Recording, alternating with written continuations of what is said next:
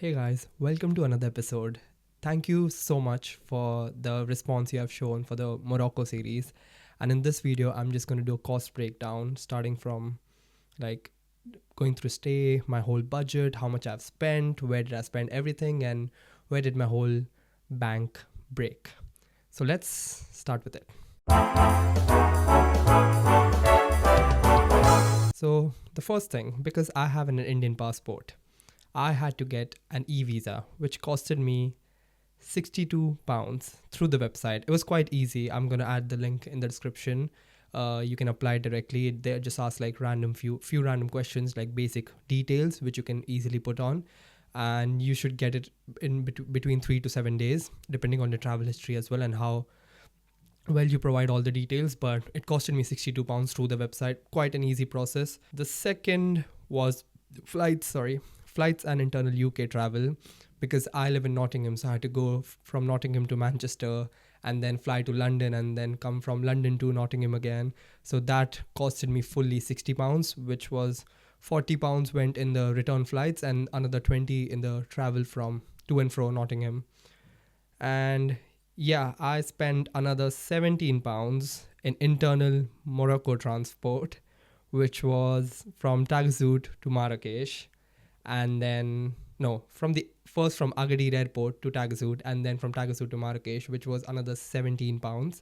So in total, including my travel from UK and internal travel in Morocco, I spent £77. Third is the SIM card. I got the orange SIM from the airport. I didn't want to buy a roaming data pack, so I usually prefer to buy local SIMs when I'm traveling abroad, because it's just easier. You don't have network issues anywhere because it's the local SIM provider. So I got the orange one for £20, and it gave me around, I think, 30 GB or 50 GB data, which was like more than good enough for me. So that was really good. You can just buy it from the airport. The prices outside are not that, it's literally the same. It's not even that the prices at the airport is expensive. It's pretty much the same. So you can just buy it at the airport.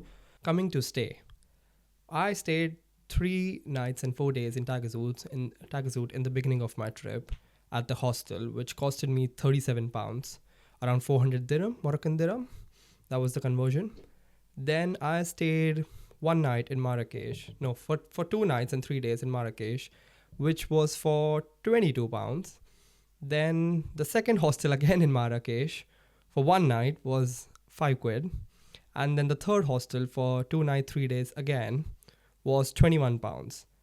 So basically, I just wanted to try different hostels in Marrakech, stay in different locations, like outside in the Kasbah was a different location, near the square, near the souk market. So I just wanted to like stay in different areas. All were riads.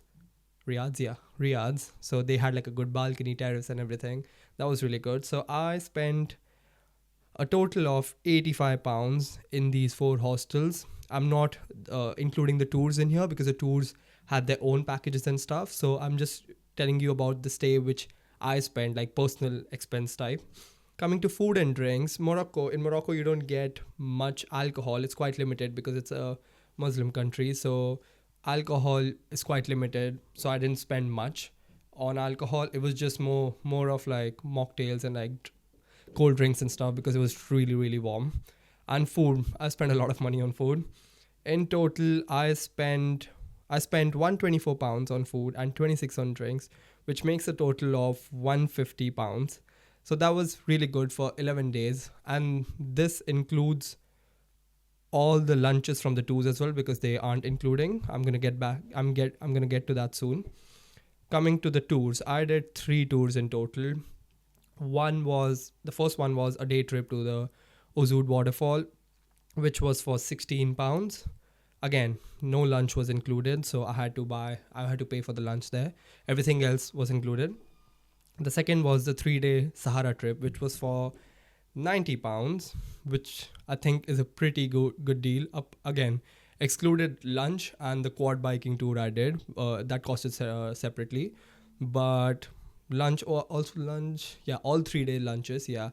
But apart from that, I think £90 for 3 days is a really good deal. Keeping in mind that is, you just travel a lot and you see a lot of different things and you get a personal room as well. So that was really good. And then the hike which I did to Mount Toubkal was £108 for 2 days. You can say it's a bit expensive, but at the same time, that had everything included apart from the crampon. I think I paid like 50 dirham or something, or maybe like five or 10 pounds to rent the crampon for like 24 hours. But I would say £108 is totally worth it because the guide is really good. They prepare food. They take a lot of food for you. So everything from breakfast, lunch, dinner, snacks, everything is included. So you don't have to pay a single penny. And it starts from Marrakech to Marrakech. So again, you don't have to pay for the travel. Everything is included. So the Toubkal trip was worth it, £108. In total, including like all the three trips, I spent a total of £214. Again, three trips, which was 1 day plus 3 days, 4 days plus 6 days. So 6 days, for 6 days, I spent £214. So I'm going to keep that separate. I didn't include that in my stay or in activities and stuff.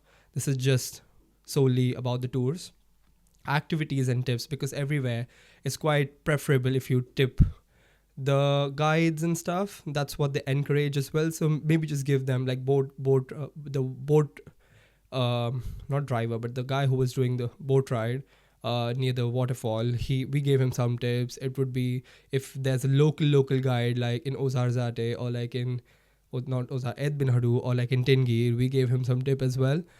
So because they are locals like Todragoj, those kind of places. So there was also a small amount of tips, and then activities such as the surf lesson which I did in Taghazout was for £32 or 400 dirham.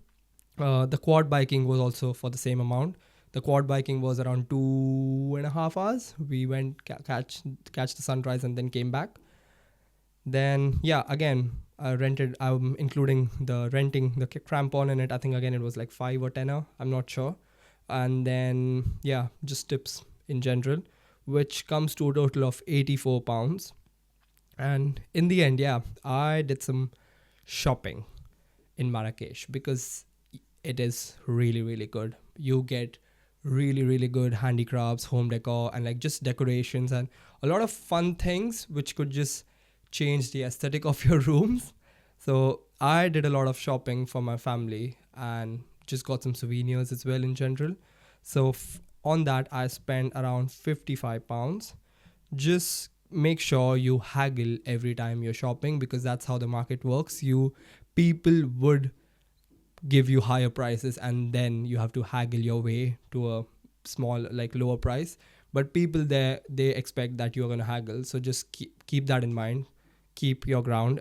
If you don't find a good deal at one shop, you're going to find it at a different one. So don't dishearten and just buy it for that price. Just try different shops. There are multiple shops which sell the same thing and they have varied prices. If you haggle well, you're going to get good prices for everything. So just it's quite time consuming, but if you're good at it, or if you are with a woman or a female who knows how to haggle, you are really sorted. I struggled a bit to haggle because the guy wasn't being convinced. So I literally called up my mum, put her on speaker, and then she haggled because of course Indian moms know how to haggle. Like they are really good at it. But I tried my best, but it didn't work. So I just put it on speaker. He spoke to my mom, and then she haggled her way around. I got the price she wanted. So that worked really well. In my 12-day trip to Morocco, I spent approximately £750 or £62.5 per day.